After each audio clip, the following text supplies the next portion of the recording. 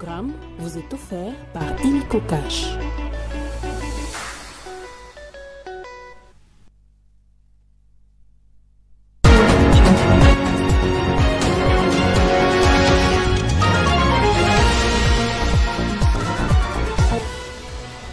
Au sommaire de ce journal, conférence des gouverneurs, le chef de l'État Félix Tshisekedi est attendu à Kalemi dans la province du Tanganyika. Son départ est prévu pour ce mardi. Selon des sources locales, il devrait, comme à Kisangani et Lubumbashi, tenir un meeting avant de présider la réunion du Conseil de sécurité. Au Nord Kivu, 4 présumés collaborateurs des terroristes du M23, dont un sujet rwandais, sont déjà aux arrêts dans la ville de Goma, selon la 4e région militaire qui les a présentés à la presse ce lundi. Ils avaient pour mission d'espionner la ville de Goma pour fournir les renseignements à ces terroristes. Révision ou changement de la Constitution, les hommes d'église de tous bords se prononcent pour ou contre la révision de la Constitution ou carrément la nouvelle République. L'église catholique qui était au front pour la fin du régime Kabila ne ménage pas son successeur Félix Tshisekedi qui bénéficie toutefois du soutien de quelques pentecôtistes. On fait le point dans ce journal.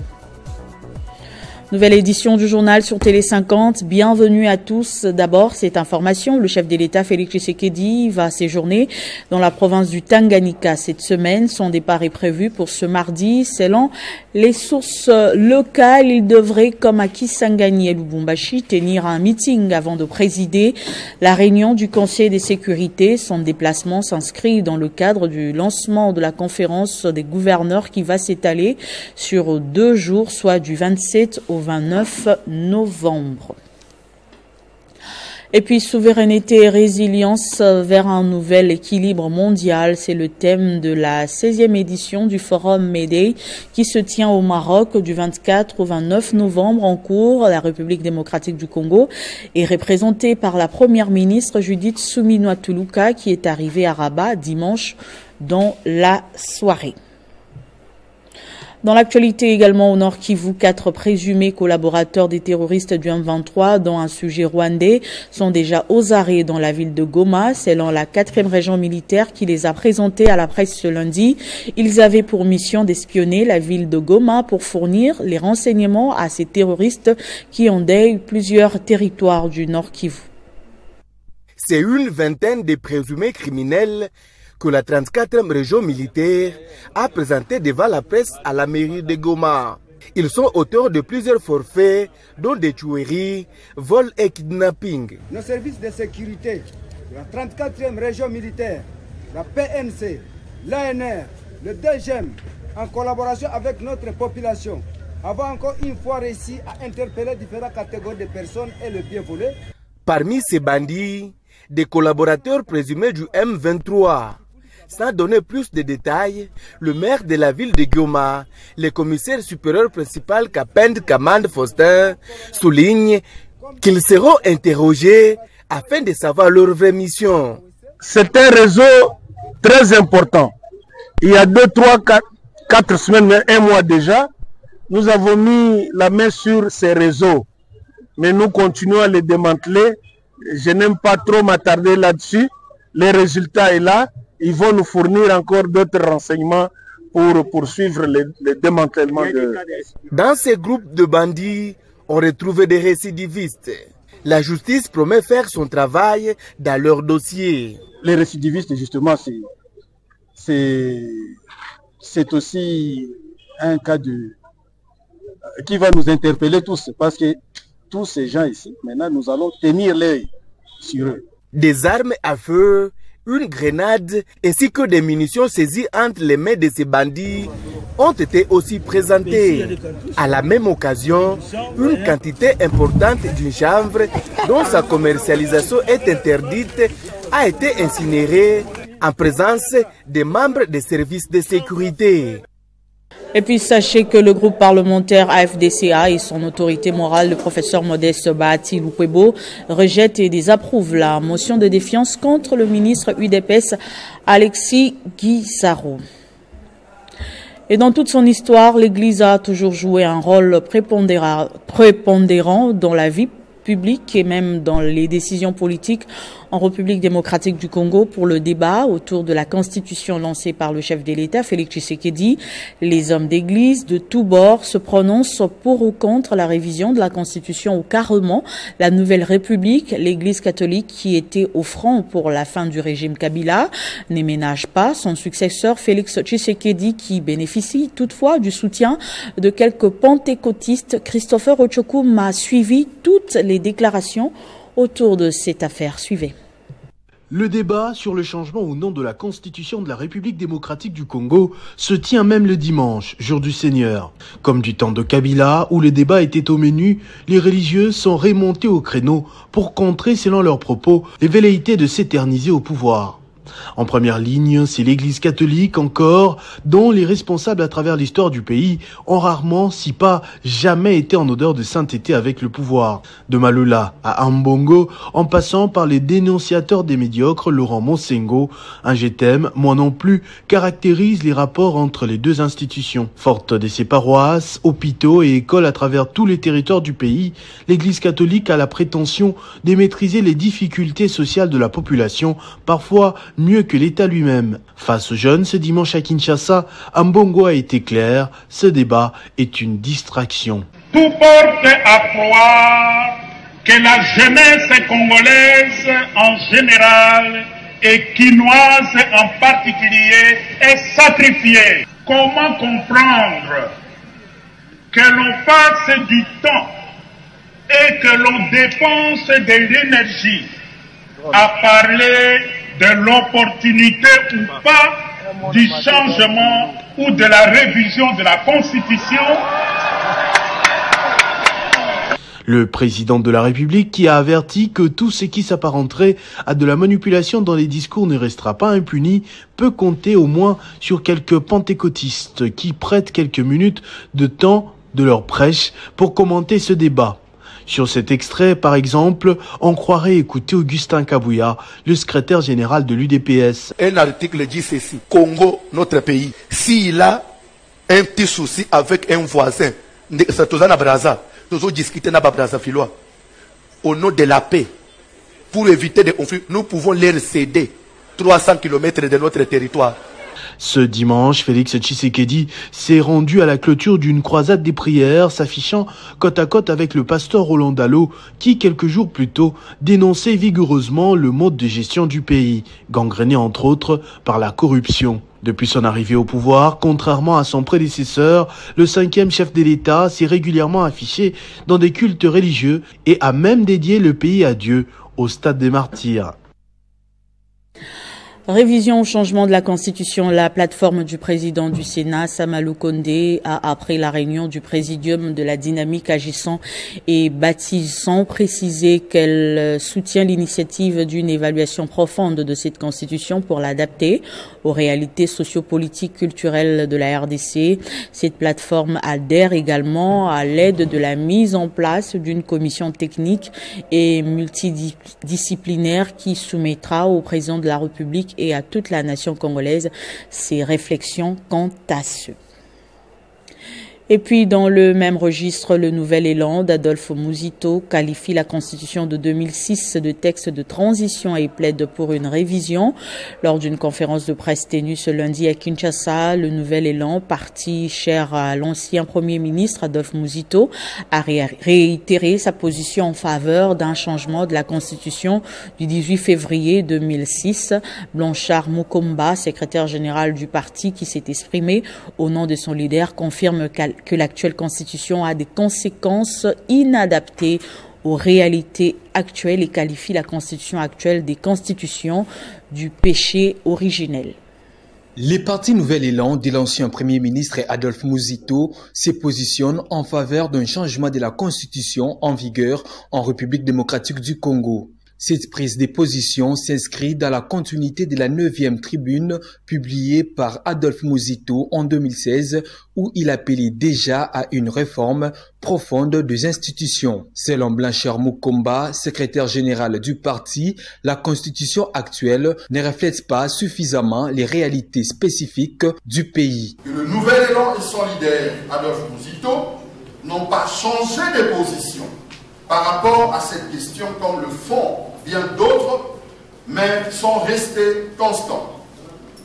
Pour être honnête avec notre peuple, que tous ceux qui s'opposent aujourd'hui à l'idée de la révision de certaines dispositions de cette Constitution, voire à l'idée de son changement, regardent le peuple en face et reconnaissent qu'à un moment donné de l'histoire récente de notre pays, ils étaient parmi les défenseurs acharnés de cette même démarche. Le nouvel élan et son leader Adolphe Muzito saluent l'idée du chef de l'État de mettre en place une commission représentative de toutes les forces politiques et sociales pour traiter de cette question. En abordant la situation sécuritaire préoccupante dans l'est du pays, les partis Nouvel Élan invitent les autorités à adopter une approche radicale avec les pays agresseurs. Le Nouvel Élan réitère la position de son leader Adolphe Muzito, faite en date du 23 décembre 2019, à savoir,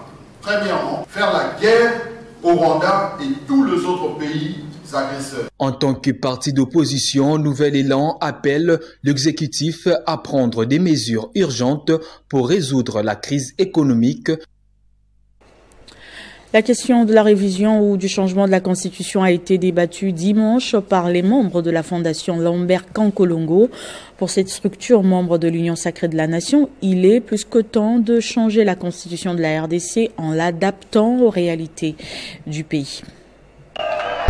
Les débats sur la révision ou les changements de la Constitution étaient au menu des échanges ce dimanche entre membres et partisans de la Fondation Lambert Kankolongo. Après des analyses approfondies et minutieuses, cette fondation qui œuvre dans les actions communautaires et membre de l'Union sacrée de la Nation pense que les Congolais doivent retrouver leurs droits fondamentaux en révisant la Constitution. Nous avons dit oui pour le changement de la Constitution. Nous sommes derrière le chef de l'État. Nous les soutenons parce que nous croyons qu'il faut réellement que la population congolaise se retrouve dans sa loi fondamentale. Plus de temps à perdre, Lambert Kankolongo, président de cette fondation et directeur général d'environnement Office DRC, annonce dans les jours qui viennent la signature d'une pétition en soutien à ces projets initiés par le président de la République, Félix Antoine Tshisekedi Tshilombo. Même si on avait la pétition déjà ce soir, on aurait récolté plus de 1000 signatures ce soir. Mais nous avons dit que nous allons encore revenir pour faire signer la pétition. Les Congolais et les Congolaises sont prêts pour le changement de la Constitution et la pétition sera signée. Avec son slogan « La main au secours des faibles », la Fondation Lambert Kankolongo accompagne les jeunes à l'autoprise en charge en mettant en place des formations professionnelles, notamment dans la mécanique, la fabrication des savons et des peintures. Elle accompagne également la population dans la microfinance pour aider les jeunes à se développer dans leur initiative entrepreneuriale. Dans un autre registre, William Bugeme Kafindo, président de la communauté congolaise vivant en Ouganda, a depuis son élection à la tête de cette diaspora fait de la restructuration et l'unité de celle-ci son cheval de bataille. C'est dans cette optique qu'il s'est rendu à Kakiri, un coin de Kampala, où il a effectué une visite humanitaire aux femmes congolaises de ce coin en les apportant des vivres et non-vivres. C'est une journée bénie pour les femmes congolaises vivant à Kakiri, un coin dans la ville de Kampala, en Ouganda. Elles ont été surprises agréablement par la visite de William Bugeme Kafindo, président de la communauté congolaise vivant en Ouganda. Accompagné d'une forte délégation de la diaspora, cet homme au grand cœur et soucieux du bien-être de sa communauté, qu'on appelle affectueusement ici Boss Mutoto, a distribué des biens vivre et non vivre dans une ambiance qui fera date, comme le démontrent ces images. Une action posée, bien évidemment, sur fonds propres. William Bougueme Kafindo a été élu à la tête de cette communauté depuis le mois d'avril dernier. Il place l'unité et la restructuration de la communauté congolaise vivant en Ouganda dans ses priorités. Des gestes comme ceux-ci, il compte les poser un peu partout dans le pays pour écouter ses compatriotes et soulager nombreux qui vivent en difficulté. De la pêche et l'élevage, Jean-Pierre Chimanga séjourne actuellement à Kalemi, dans la province du Tanganyika. Sur place, il a effectué la ronde en visite d'inspection des activités liées à son secteur. En séjour à Kalemi, chef-lieu de la province du Tanganyika, Jean-Pierre Chimanga Bwana, ministre de Pêche et Élevage, a organisé des séances de travail avec échanges fructueux le vendredi dernier. Autour de la table, les agents de son ministère et les éleveurs qui ont soumis plusieurs dossiers de desiderata dans l'attente des réponses idoines dans un délai raisonnable. Juste après, le patron de l'élevage du pays s'est rendu dans une ferme d'un fils du terroir avec à son actif plus de 150 têtes de bovins sont élevées, une initiative qui a réjoui le ministre Jean-Pierre Chimanga. Occasion pour le ministre de la Pêche et Élevage d'encourager les Congolais de faire toujours mieux, de ne jamais baisser les bras. Une campagne de vaccination sera organisée prochainement afin de protéger les bovins déjà disponibles. Je suis venu ici pour encourager les Congolais qui sont dans l'élevage. Je sais qu'ils traversent beaucoup de difficultés. Nous ferons un rapport à qui des droits. Le gouvernement, avec Madame la Première ministre, au chef de l'État, président de la République, ça prouve qu'il y a le Congolais de bonne volonté qui sont dans ces domaines, qui rencontrent beaucoup de difficultés, mais nous, l'État, nous devrions faire quelque chose pour les appuyer. Jean-Pierre Chimanga Bwana a bouclé sa ronde par une visite d'inspection à l'abattoir de Kalemi, le 3e en RDC. Cet abattoir est un établissement qui nécessite une réhabilitation, a souligné le ministre de Pêche et Élevage, Jean-Pierre Chimanga Bwana. La gouverneure du Lualaba a déposé à l'Assemblée provinciale le projet d'édit budgétaire exercice 2025 le samedi 22 novembre dernier. Les recettes internes représentent 96% du budget, tandis que les recettes externes représentent 3,26%. Les exemplaires de ce document ont été remis aux élus provinciaux.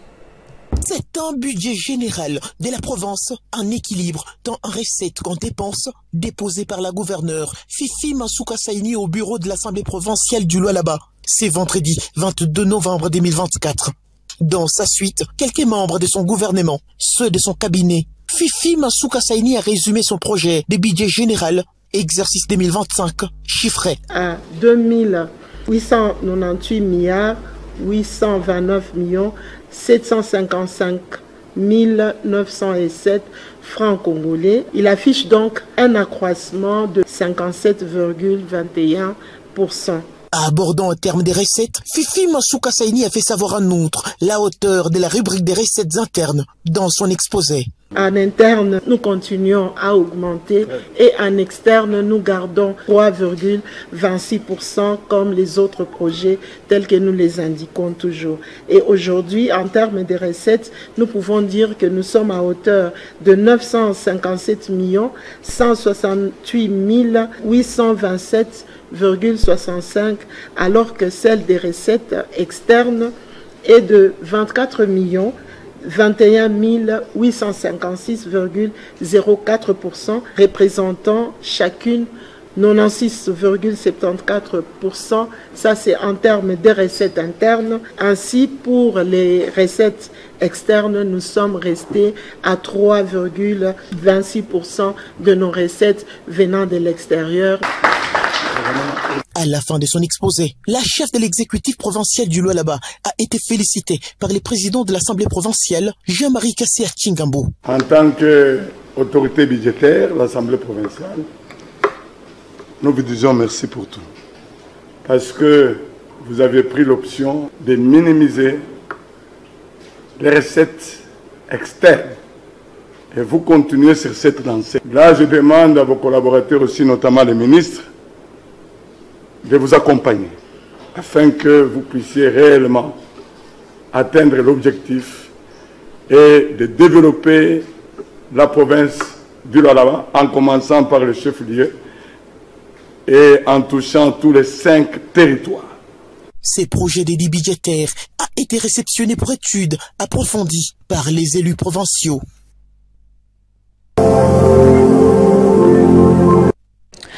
Laurent Batumona tient à son honneur et sa dignité. C'est dans ce cadre qu'il a drainé en justice un monsieur Alain Bembela qui l'accuse faussement de soutenir les Mobondo qui massacrent dans le plateau de Bateke. Bokoto, Bokoto, Bokoto, Bokoto, Bokoto, Bokoto.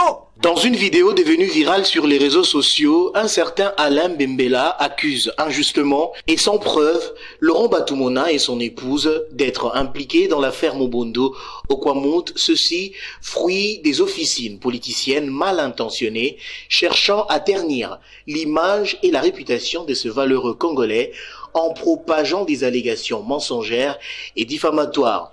En colère, Laurent Batumona, pourtant de notoriété connue, a tenu à mettre en lumière ces faits en vue de rétablir la vérité et protéger la réputation de sa famille.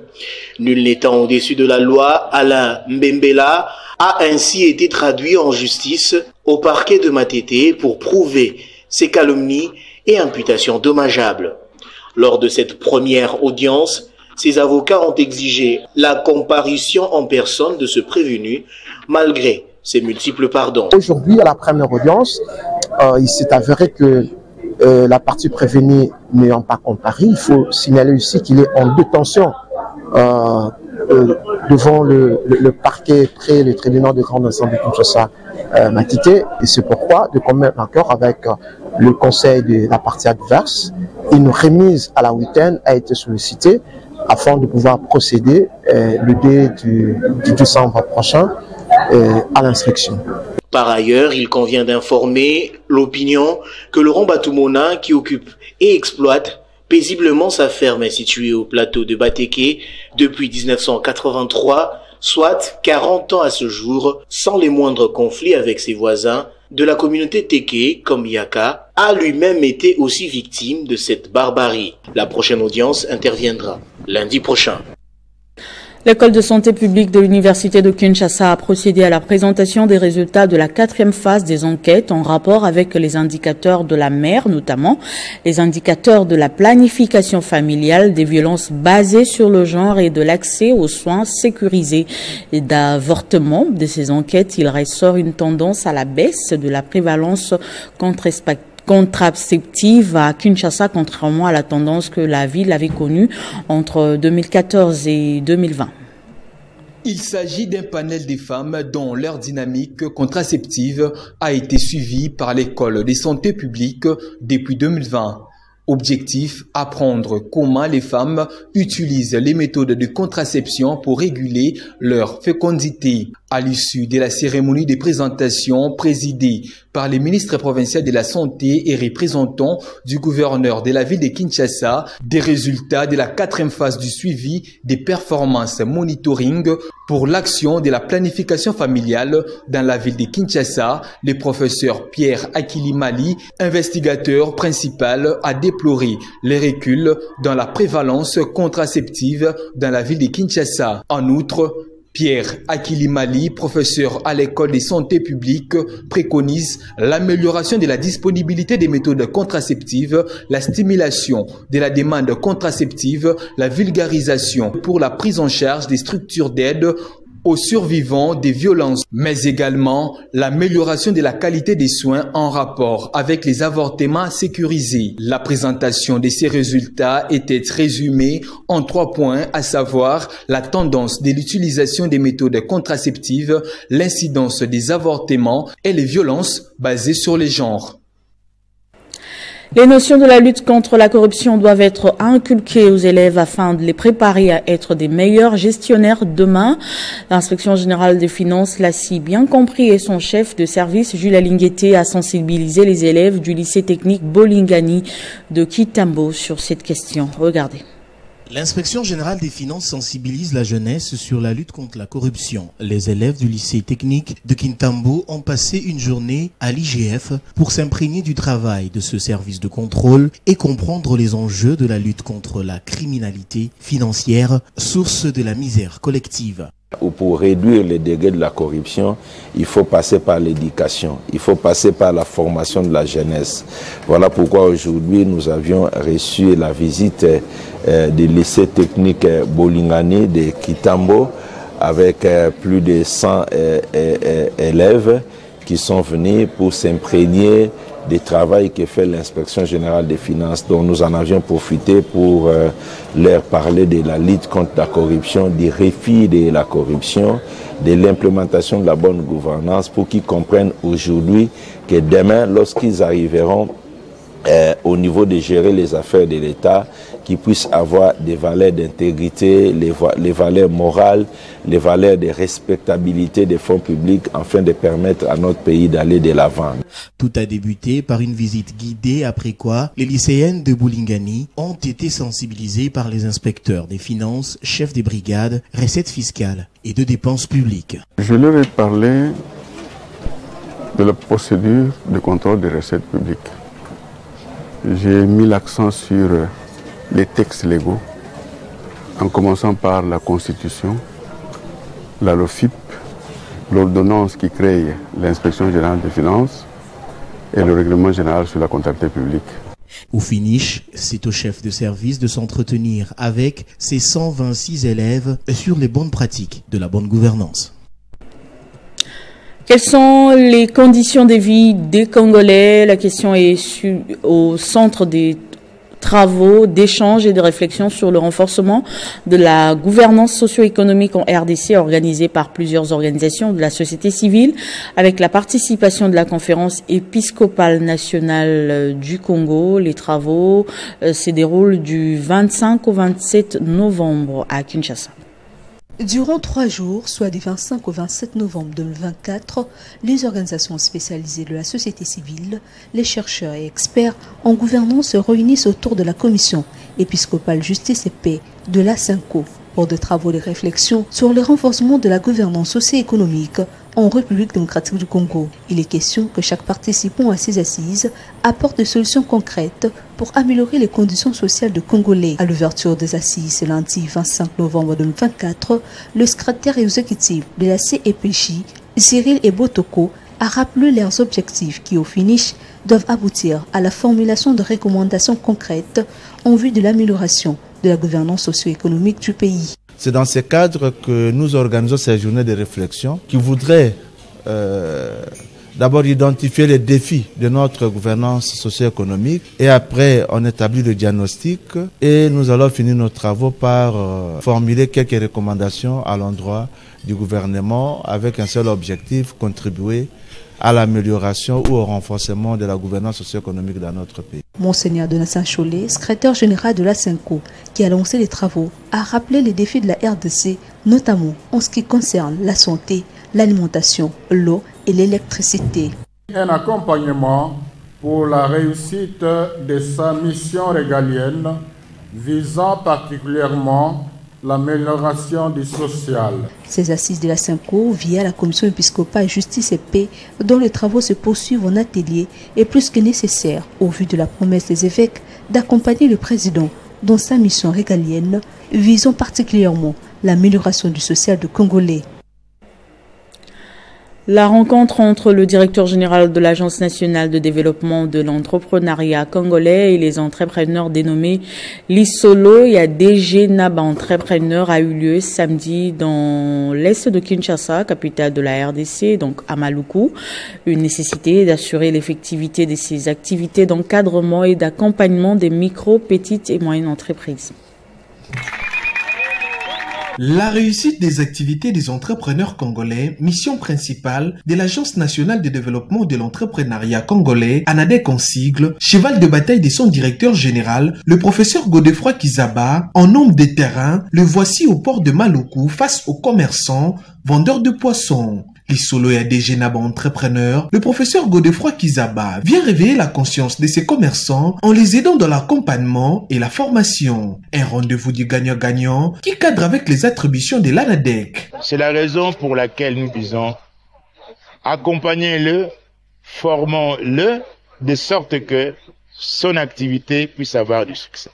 La motivation pour nous, c'est que d'une part, nous sommes un peu cachés.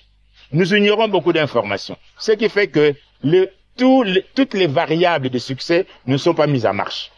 C'est la raison pour laquelle nous disons, allons-y, réveillons tout justement ces variables-là pour que les succès soient au rendez-vous. L'association des vendeurs de poissons, les commerçants de la commune de Maluku ont saisi l'occasion d'exprimer les difficultés rencontrées sous l'oreille attentif du directeur général de l'ANADEC et toute son équipe. Tout le monde a noté Maluku, c'est la toute première fois tout le monde a bakondiamine à entreprise et à l'État au baza pour accompagner le peuple na bango baya sur place na terrain.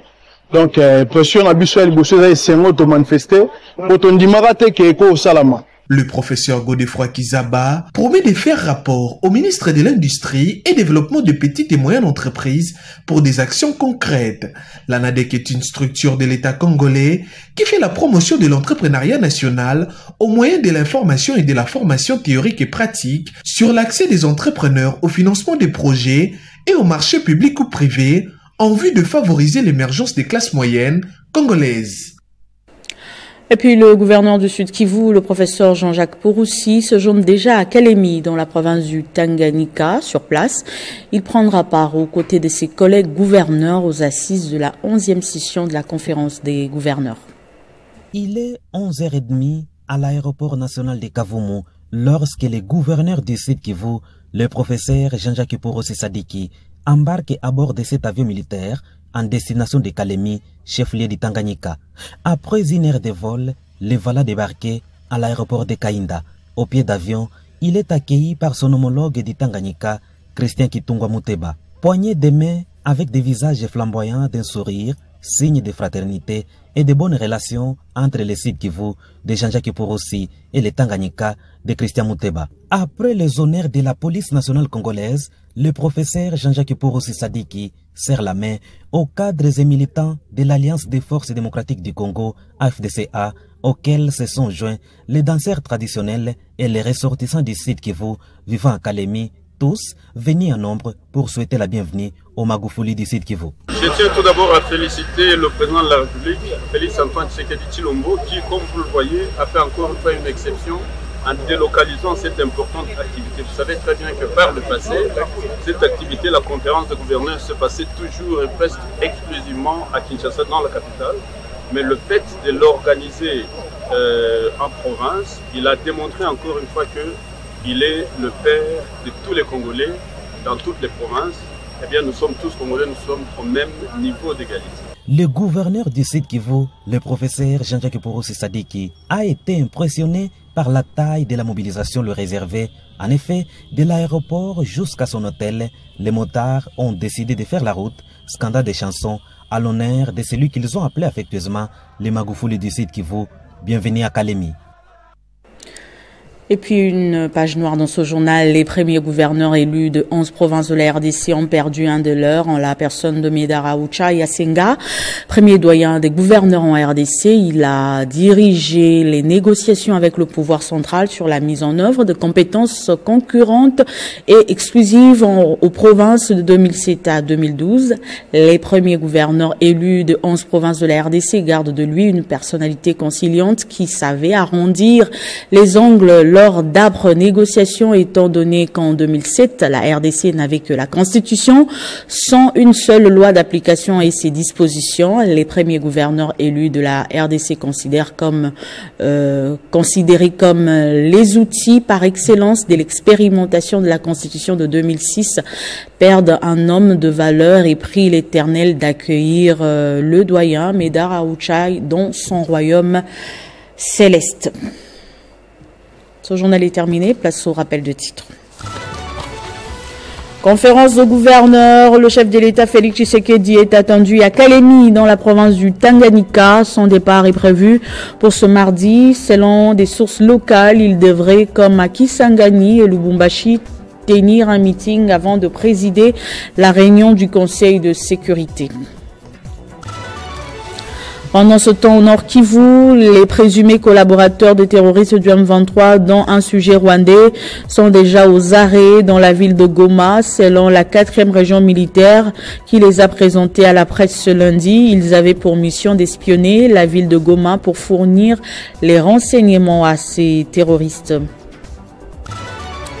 Révision au changement de la Constitution, les hommes d'église de tous bords se prononcent pour ou contre la révision de la Constitution ou carrément la nouvelle République. L'église catholique qui était au front pour la fin du régime Kabila ne ménage pas son successeur Félix Tshisekedi, qui bénéficie toutefois du soutien de quelques pentecôtistes. Vous avez suivi les détails dans ce journal. Merci de votre attention soutenue et surtout restez fidèles au programme de Télé 50.